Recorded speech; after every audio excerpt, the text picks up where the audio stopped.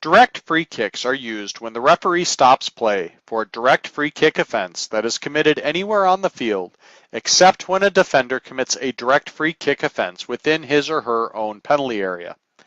The direct free kick is awarded to the opposing team of the player who committed the infraction. A direct free kick is awarded at the spot where the foul was committed. Specifically, this means where the victim of the foul was. For example, say a goalkeeper makes a save and holds the ball. The ball remains in play. The goalkeeper then purposely and violently throws the ball at the head of an opposing player who is standing outside of the penalty area. This is a direct free kick offense, striking, as it is committed by a player against an opponent on the field while the ball is in play. Free kick would be granted at the spot where the opposing player was struck by the ball, as that is where the foul was committed. The foul was not committed at the location from which the ball was thrown. The one and only exception to this is if an attacker commits a direct free kick offense within the defending team's goal area. In this case, like a goal kick, the kicking team may take the ensuing direct free kick from anywhere within the goal area. It does not have to be at the spot of the foul. The ball must be placed at the spot of the foul or within the goal area and cannot be moving at the time of the kick. If the ball is moving, the kick was not taken properly and the free kick must be retaken. There are no limitations as to who on the team possessing the direct free kick can take the kick. Any player on that team is permitted to do so, including the goalkeeper. When the ball re-enters play depends on the location of the free kick. If the kick is taken outside of the defending team's penalty area, then the ball is in play when it is kicked and moves in any direction. This means the ball must be played with a kicking motion and must move a discernible amount. A key definition on this requirement is that simply stepping on top of the ball does not kick it. You will see restarts where a player will run over the top of the ball and step on it, but this does not constitute putting the ball into play. If, however, a free kick is awarded to the defending team within its own penalty area, then like a goal kick, the ball does not re-enter play until the ball leaves the penalty area. Like a goal kick, if the ball fails to leave the penalty area, the direct free kick must be retaken. The team in possession of a direct free kick may kick the ball directly into the opposing team's goal and a goal is counted. This is the origin of the term direct in the restart's name. A goal may be scored directly from the free kick. However, the team in possession of the direct free kick may not score on itself directly. If the ball is kicked directly into their own goal on a free kick taken from outside their own penalty area, the goal is not counted and a corner kick is awarded to the opposing team. If the kicking team takes a direct free kick that originates from within its own goal area and kicks it directly into the goal, the free kick must be retaken because it never properly re-entered play. Control of the direct free kick restart is usually controlled by the team that has been awarded the kick. But in addition to the exceptions we've discussed with the boundary line restarts, this is actually far more complex in the case of free kicks. Once the referee signals for a direct free kick, he or she has turned over control of the restart to the team in possession of the kick. And they may take that free kick as quickly as they want, on the condition that it is taken properly, meaning placed at the spot of the infraction or within the defending goal area, is not moving, and is kicked or moves or clears the defending penalty area.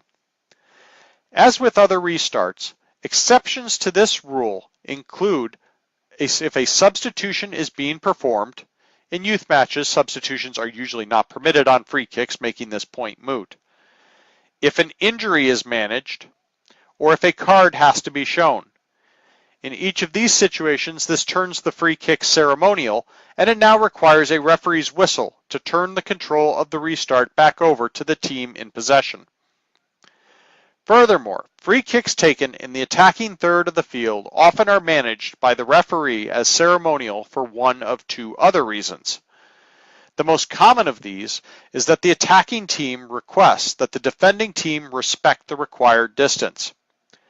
Defenders on free kicks must yield 10 yards from the spot of the kick.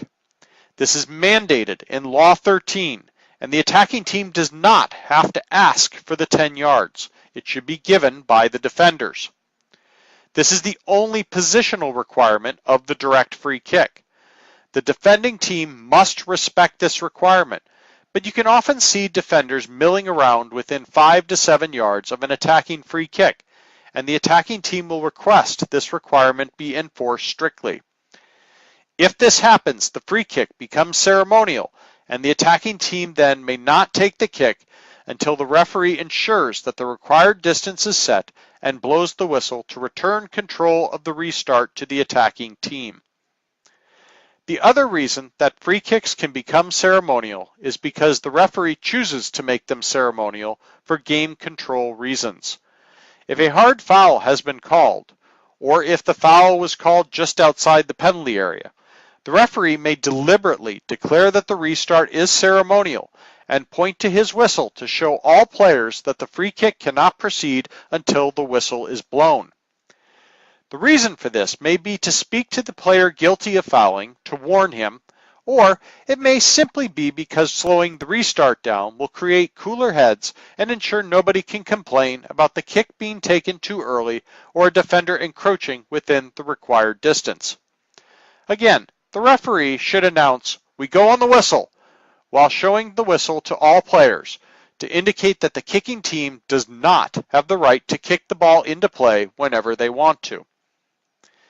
For more information on managing free kick restarts, we encourage referees to watch the online training material on free kick and wall management, available once you complete the entry-level classroom course. The double touch rule is in effect for the direct free kick. The kicker may not touch the ball again until another player touches the ball, with the penalty being an indirect free kick to the opposing team at the spot of the double touch. As opposed to the boundary line restarts, it is not permitted to be in an offside position at a direct free kick and receive the ball directly. Should this occur, the offside player should be penalized for being offside and becoming involved in active play. There are several possible infractions that can occur on a direct free kick. Failing to halt the ball to make it stationary, or taking the free kick from the wrong location both result in retakes, as the ball was not put into play correctly. If the free kick is ceremonial and is taken before the referee blows the whistle, once again, the ball has not been put into play correctly and the kick must be retaken. If a defender encroaches on 10 yards, much depends on when and where this encroachment is made and what the outcome is. For example, say immediately after the granting of a free kick, a defender plants himself directly in front of the ball and then sticks a leg out to keep the attacking team from taking the free kick quickly. This deliberate and cynical act is deserving of an immediate caution for failure to respect the required distance. Likewise, if a player lines up only 4 to 5 yards from the ball and then interferes with the kick by moving towards it or sticking a leg out and successfully blocking it, the player should be cautioned. On the other hand, if there is no intent on the part of the kicking team to play quickly, the referee can intervene and move the defender back. Or, if the encroachment is moderate and fails to interfere with the kick, a simple verbal warning after play has been restarted and allowing play to continue would be acceptable. Again, upon completion of this course, we recommend watching the free kick management course for a more detailed look at managing free kicks as it pertains to when a caution is called for. The signal by the referee for a direct free kick is to first whistle to halt play, then signal with the fingers together the palm flat and turned to the side, and the arm held at 90 degrees. The referee should be moving or be at the spot of the foul to provide presence and enhance game control as well as sell of the call. Once this signal is made, if the control of the restart is to remain in the hands of the kicking team, the referee should quickly move into position to anticipate the restart. If the restart becomes ceremonial, the referee should show the whistle to both teams in front of his face, pointing to it and telling teams that the restart will be on the whistle. The assistant referee can signal for a foul as well. To do this, he or she should stop, raise the flag straight up in the hand for which the restart will be, then give it a short waggle. The waggle indicates that the assistant is seeing a foul. Upon the referee whistling to halt play, the assistant referee then drops the flag to 45 degrees off the horizontal, a position identical to the throw-in. Indirect free kicks are used when the referee stops play for an indirect free kick offense that is committed anywhere on the field, for offside, or for a double touch infraction on restarts where double touches are illegal. The indirect free kick is awarded to the opponents of the player who committed the infraction. An indirect free kick is awarded at the spot where the foul was committed. As with direct free kicks, this means where the victim of the foul was, but there are two exceptions to this rule for indirect free kicks. One of them is identical to the direct free kick exception. If an attacker commits an indirect free kick offense within the defending team's goal area, the kicking team may take the ensuing indirect free kick from anywhere within the goal area. It does not have to be at the spot of the foul. The second exception is if a defender commits an indirect free kick offense within his or her own goal area. In the event of this happening, the indirect free kick is moved to the 6-yard line, the edge of the goal area, parallel to where the infraction occurred. Unlike direct free kicks, indirect free kicks may be awarded to the attacking team within the defending team's penalty area. The ball must be placed at the spot of the foul, or within the goal area, or the attacking 6-yard line, and cannot be moving at the time of the kick. If the ball is moving, the kick was not taken properly, and it must be retaken. There are no limitations as to who on the team possessing the indirect free kick can take the kick. Any player on the team is permitted to do so, including the goalkeeper. The rules governing when the ball re-enters play from an indirect free kick are identical to those for the direct free kick. If the kick is taken outside of the defending team's penalty area, the ball is in play when it is kicked and moves. Remember, stepping on the ball does not constitute kicking it, and this is a far more crucial concept when applied to indirect free kicks, as we will see in a moment. Meanwhile, an indirect free kick awarded to the defending team within its own penalty area, like a goal kick and a direct free kick, does not re-enter play until the ball leaves the penalty area. Like a goal kick and a direct free kick, if the ball fails to leave the penalty area, the indirect free kick must be retaken. The team in possession of an indirect free kick may not kick the ball directly into the opposing team's goal and score a goal. This is the origin of the term indirect in the restart's name. A goal may not be scored directly from the free kick. For this reason, indirect free kicks given close to the attacking goal often feature some sort of short pass or touch designed to complete the first touch and then allow the second touch to be a shot on goal that would count if it went in. But as we just mentioned, that first touch must be kicking the ball. Stepping on the ball does not put the ball into play. As with the direct free kick, the team in possession of the indirect free kick may not score on itself directly. If the ball is kicked directly into their own goal from outside the penalty area, the goal is not counted and a corner kick is awarded to the opposing team. If this happens from an indirect free kick originating from within the team's own penalty area, the ball never went into play and the indirect free kick would be retaken. Rules regarding control of indirect free kick restarts are identical to that of direct free kicks. Once the referee signals for an indirect free kick, he or she has turned over control of the restart to the team in possession of the free kick, and they may take that free kick as quickly as they want, on the condition that it is taken properly. The same conditions that can cause direct free kicks to become ceremonial apply to indirect free kicks as well, and management of 10 yards is the same, except when an attacking indirect free kick is awarded within 10 yards of the goal. That takes some explaining. On the rare occasion when an indirect free kick is awarded to the attacking team closer than 10 yards to the goal, defenders are permitted to stand within 10 yards of the ball, but only if they are on the goal line and between the goalposts. The 10-yard required distance is otherwise in effect. Because of the tremendous scoring opportunity created by such a call, almost all indirect free kicks awarded inside of 10 yards from the goal are ceremonial, as most defenders are unaware that this is the case and will frequently mill around well inside of the 10 yards. Referees should be far more lenient in terms of choosing to caution players for failure to respect the required distance in these rare circumstances. The double touch rule is in effect for the indirect free kick.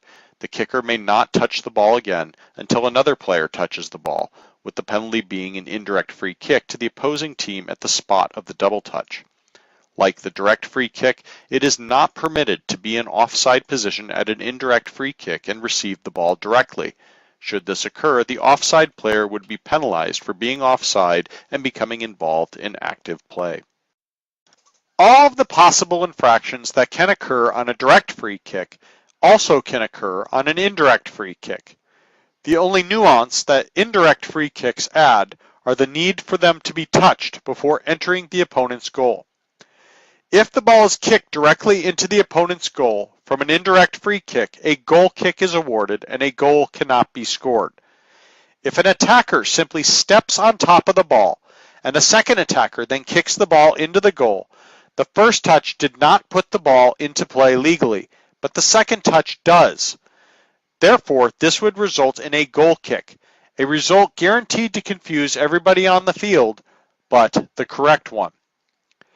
The signal by the referee for an indirect free kick is to first whistle to halt play, then signal with the fingers together, the palm flat, and turn to the side with the arm at 90 degrees. The referee should be moving or be at the spot of the foul to provide presence and enhance game control as well as sell the call. After making this signal, the referee then raises his or her arm straight up into the air, which indicates that the free kick is indirect. Once this signal is made, if the control of the restart is to remain in the hands of the kicking team, the referee should quickly move into position to anticipate the restart, dropping his or her arm while moving, but then raising it back up into the air upon reaching the ideal position for the restart. If the restart becomes ceremonial, the referee should show the whistle to both teams in front of his face, pointing to it and telling the teams that the restart will be on the whistle. On an indirect free kick, the raised arm is held until the second touch of the ball being put into play. When the referee drops the arm, this is an indication that the kicking team may now score and a goal can be counted. The signal by an assistant referee for an indirect free kick is identical to that of a direct free kick. The assistant makes no special signal to indicate indirect instead of direct. The referee should be aware of what the assistant is calling and will communicate to the players what type of free kick the ensuing restart is.